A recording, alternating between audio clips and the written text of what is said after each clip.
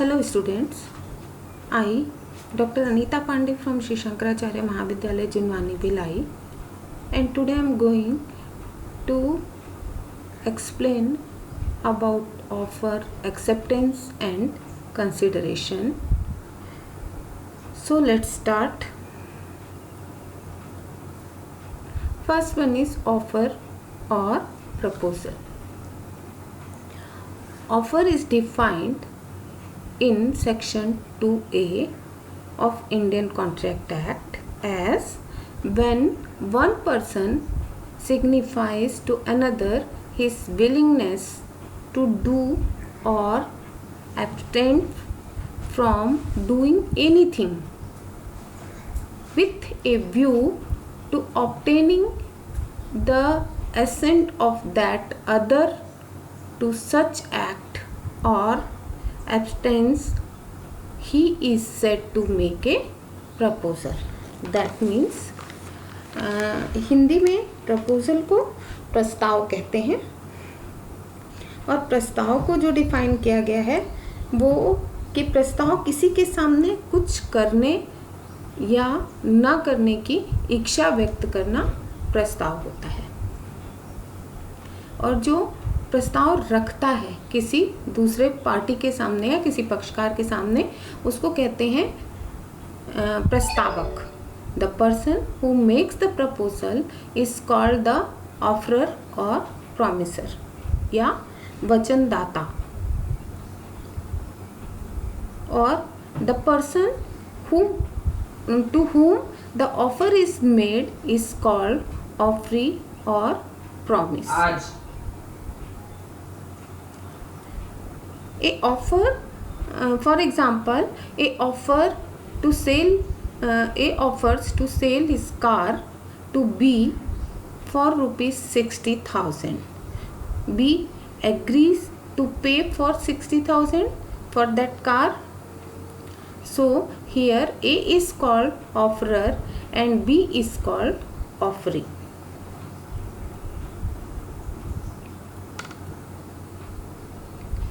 Let's see types of offer. Number one is express offer.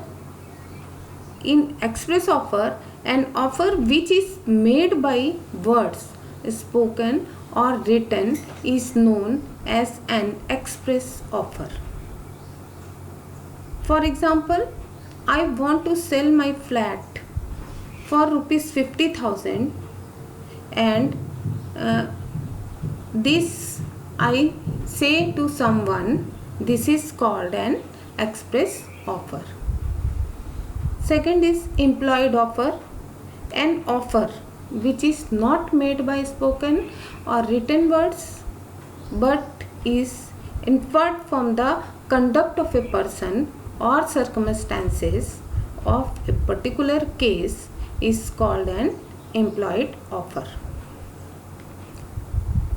Implied गर्भित जो प्रस्ताव होता है वो कैसा होता है? गर्भित प्रस्ताव. मान लीजिए कि आप होटल में जाते हैं और आपने वेटर को कुछ ऑर्डर किया है, तो ये अंडरस्टूड है कि आपने जो ऑर्डर किया है उसका जो चार्जेस होगा या जो उसका जो आपको पे करना पड़ेगा. तो ये एम्प्लॉयड ऑफर का एग्जांपल है. Next one is specific offer. When an offer is made to a particular person or body of persons, it is called a specific offer. It can be accepted only by the person to whom the offer was made. Specific offer किसी एक particular चीज को किसी एक particular person के समक्ष कोई प्रस्ताव रखता है तब उसको कहते हैं स्पेसिफिक ऑफर. फॉर एग्जाम्पल, मेरा एक प्लॉट है और उस प्लॉट को मैं बेचने के लिए अपने दोस्त के सामने ऑफर रखती हूँ कि ये प्लॉट तुम खरीद लो, मैं तुमको रिजनेबल रेट में दे दूँगी. तो पर्टिकुलर पर्सन के सामने रखा, इसलिए ये ऑफ़र जो है वो स्पेसिफिक ऑफ़र बन गया. लेकिन अगर उसी प्लॉट का बेचने के लिए मैं एडवर्टाइज करती पेपर में, तो वो एक नॉर्मल ऑफर रहता, और हालांकि ये एक्सप्रेस्ड ऑफर रहता पर ये नॉर्मल स्पेसिफिक नहीं होता। नेक्स्ट है general offer. An offer made to public in general, जैसे पब्लिसिटी, कुछ खरीदना है, बेचना है, ऐसी पब्लिसिटी, एडवर्टीजमेंट आता है पेपर में, न्यूज़पेपर में, तो इसको ये जर्नल ऑफर रहता है फॉर आम पब्लिक, आम जनता के लिए ये ऑफर रहता है, इसलिए ये सामान्य जर्नल ऑफर या आम प्रस्ताव कहलाता है। अब next we have to see essentials of a valid offer. एक वैध प्रस्ताव के आवश्यक लक्षण क्या क्या होते हैं? An offer or proposal made by a person can't be regarded as valid offer unless the following conditions are satisfied. Number one is the offer must be capable of creating legal relation. Offer या जो प्रस्ताव है वो वैधानिक संबंध निर्मित करने वाला होना चाहिए। वैधानिक संबंध मतलब प्रस्तावक द्वारा प्रस्ताव को जो भी प्रस्ताव किया जाता है उसे कानून के द्वारा प्रवर्तनीय होना आवश्यक है। यदि प्रस्ताव इस इरादे से नहीं किया गया है तब वह अनुबंध नहीं बन सकता। यानी कोई भी लीगल काम जिसका कानून इजाज़त देता है वही प्रस्ताव कैसा होगा? वैधानिक संबंध निर्मित करने वाला हो सकता है। Second is the offer must be certain, definite and not वेग। ऑफर जो है वो निश्चित होना चाहिए, स्पष्ट होना चाहिए और निश्चित और स्पष्ट होना चाहिए, तभी दायित्वों का जो रिस्पॉन्सिबिलिटीज़ हैं उनका सही ढंग से निर्धारण होता है। Next, the offer must be communicated to the offeree. जो ऑफर है वो कम्युनिकेट होना चाहिए जिसके सामने प्रस्ताव रखा गया है उस व्यक्ति को। Next, the offer must be with a view to obtain the consent of the other party. जो प्रस्ताव है उसको या प्रपोजल को रखा जाता है दूसरे पक्षकार के सामने, तो किस उम्मीद से रखा जाता है कि उसका जो है सहमति, और वो भी सहमति कैसे होनी चाहिए? फ्री कंसेंट, स्वतंत्र सहमति होनी चाहिए। वह सहमति मिलेगी, इसी उद्देश्य से प्रस्ताव को रखा जाता है। Next, the offer should not impose an obligation to communicate non-acceptance। जो ऑफर है, प्रस्ताव है, प्रस्ताव द्वारा अस्वीकृतता के संप्रेषण के दायित्व को की बाध्यता नहीं होनी चाहिए। मतलब ये है कि जो प्रस्तावक है उसकी स्वीकारक या स्वीकारकर्ता द्वारा प्रस्तावक के प्रस्ताव की अस्वीकृतता का कम्युनिकेशन होना चाहिए। संप्रेषण करने की बाध्यता नहीं होनी चाहिए कि वो अगर अस्वीकार कर रहा है तो उसके लिए वो कम्युनिकेट करे। फॉर एग्जाम्पल, जैसे अ ने एक कार ब को 20,000 रुपये में बेचने का प्रस्ताव किया और कहा कि यदि तुम 3 दिनों के अंदर जवाब नहीं दोगे तो मैं ये मान लूँगा कि प्रस्ताव को स्वीकार कर लिया गया है। ऐसा अगर ए बोलता है बी से तो यह वैध प्रस्ताव नहीं होगा, क्योंकि यहाँ पर उसने बी को 3 दिनों के भीतर जवाब देने के लिए बाध्य किया है, इसलिए इसको वैध प्रस्ताव नहीं किया जा सकता, नहीं कहा जा सकता। अर्थात प्रस्ताव में किसी प्रकार की शर्त नहीं होनी चाहिए।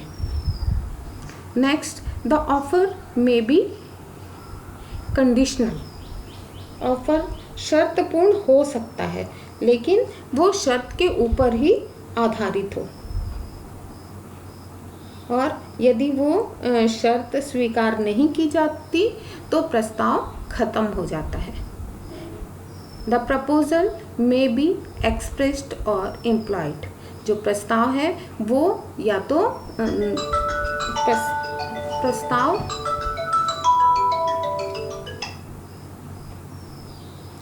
स्पष्ट हो सकता है या फिर गर्भित हो सकता है। The offer should have been accepted before it's lapsed और within such reasonable time as it depend on the circumstances. जो भी प्रस्ताव है वो अगर निर्धारित समय दिया गया है और उस निर्धारित समय प्रस्ताव को स्वीकार करने के लिए कोई निर्धारित समय दिया गया है और वो समय बीत जाता है तो वो प्रस्ताव लैप्स हो जाता है, यानी कि वो खंडित हो जाता है। अब आते हैं एक्सेप्टेंस पे। एक्सेप्टेंस स्वीकृति को धारा 2B में डिफाइन किया गया है। According to section 2B of Indian contract act 1872, when the person to whom the proposal is made signifies his assent thereto, the proposal is said to have been accepted.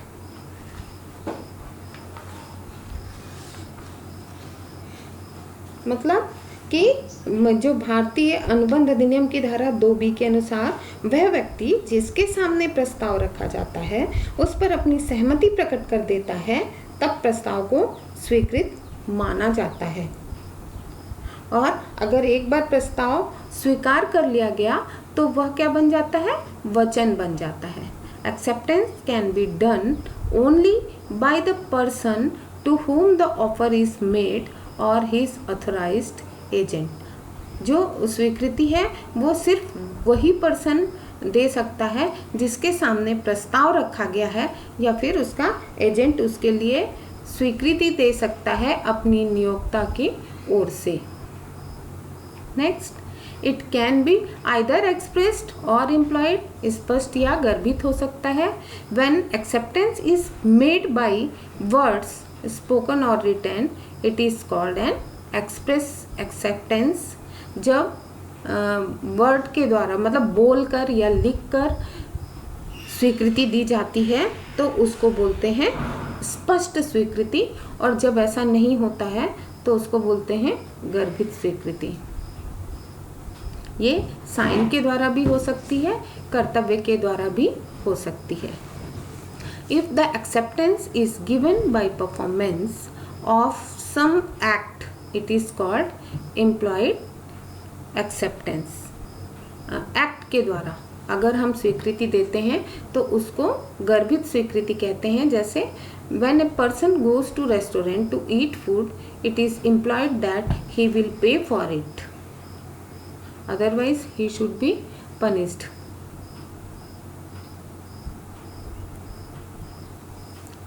Essentials of valid acceptance. Let's see what are the essentials for a valid acceptance. Number 1 is acceptance must be communicated to offeree। जो acceptance है, स्वीकृति है, वो communicate होनी चाहिए। वो स्वीकृति का जो सबसे पहला वैध लक्षण है वो प्रस्तावक तक संप्रेषित होनी चाहिए, कम्युनिकेट होनी चाहिए। Second one is acceptance must B absolute and unconditional. स्वीकृति जो है वो पूर्ण होनी चाहिए और शर्त के बिना होनी चाहिए, किसी भी शर्त के बिना होनी चाहिए। Acceptance must be given by the party to whom the offer is made। और acceptance स्वीकृति उसी व्यक्ति के द्वारा होनी चाहिए जिसके सामने प्रस्ताव रखा गया था। Acceptance must be in the prescribed manner। Prescribed manner that means कि जो प्रपोजल रखा गया था या जो प्रस्तावक है उसने जिस तरह से स्वीकृति चाहिए, स्वीकृति वैसे ही होनी चाहिए। फॉर एग्जाम्पल, एक व्यापारी अपने नौकर को दूसरे व्यापारी के पास भेजता है कि मेरे पास 100 क्विंटल चावल है, क्या आप खरीदेंगे? अगर वो राजी है और रेट भी बताता है, उसको सब कुछ बताता है कि किस प्राइस पे वो बेचना चाहता है, अगर वो राजी है तो स्वीकृति किसके माध्यम से होनी चाहिए? नौकर ही स्वीकृति लेकर आएगा। नौकर उस दूसरे व्यापारी के पास जाता है, उसको जाके प्रस्तावक का प्रस्ताव पूरा सुनाता है और उसके बाद में वो स्वीकृति के लिए पूछता है, पर व्यापारी ने उस नौकर को कुछ नहीं कहा। बाद में डाक के द्वारा उसने उस प्रस्ताव के लिए स्वीकृति दी। तो यहाँ पर उस स्वीकृति को वैध नहीं माना गया, क्योंकि प्रस्तावक द्वारा जिस प्रेस्क्राइब्ड मैनर में उसको स्वीकृति चाहिए थी वो उसको नहीं मिली। Acceptance must be given within a reasonable time. Acceptance जो है वो एक रीजनेबल टाइम में कोई प्रस्ताव रखा जाता है तो उसकी स्वीकृति एक रीजनेबल टाइम में होना चाहिए। बहुत लंबे समय के बाद स्वीकृति देने से वो प्रस्ताव भी और स्वीकृति भी मान्यता नहीं रखती। Acceptance must be made after communication of offer. Acceptance स्वीकृति तभी हो सकती है जबकि प्रस्तावक द्वारा प्रस्ताव रखा गया हो। Silence can't be mode of acceptance. चुप रहना एक्सेप्टेंस या स्वीकार करने का, चुप रहने से ये नहीं माना जा सकता कि स्वीकृति दे दी गई है। Acceptance must be made before the offer lapse और गेट्स रिवोर्ड। और स्वीकृति कब होना चाहिए? ऑफर या प्रस्ताव के समाप्त होने के पूर्व हो जानी चाहिए स्वीकृति। और मौन स्वीकृति, मौन जो है वो स्वीकृति देने का सही तरीका नहीं है। अब देखते हैं consideration. Consideration, what do you mean about consideration? As per section 2D, it is defined in the of Indian Contract Act 1872 under section 2 subsection D. When at the desire of promisor, the promisee of another person has done or abstained from doing or does or abstained from doing or promise to do or abstains from doing something, such act or absence of promise is called consideration for the promise. इस definition के अनुसार जो प्रतिफल एक वैध अनुबंध का सबसे अनिवार्य तत्व है, और जब एक वचन के बदले में किसी चीज के विनिमय में किया जाता है तो बदले में कुछ चीज प्रतिफल कहलाती है।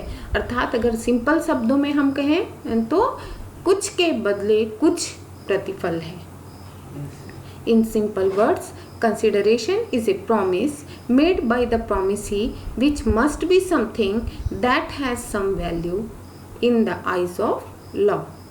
कुछ के बदले कुछ, और ये कानून के द्वारा कानून की नज़रों में जो बिना मतलब के किया जाता है वो प्रतिफल नहीं होता। जब हर पक्षकार किसी चीज को देने या त्याग करने की स्वीकृति देता है, यह बताता है कि पक्षकारों के मुद्दे में कुछ समर्पित किया गया है अथवा वे उनके वचनों के निष्पादन का गंभीर इरादा रखते हैं। और प्रतिफल के बिना एक ठहराव एक नग्न अनुबंध होता है और वो व्यर्थ होता है।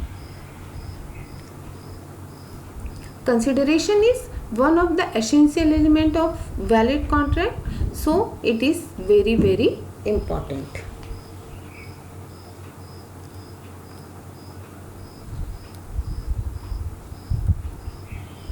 Essentials of valid consideration.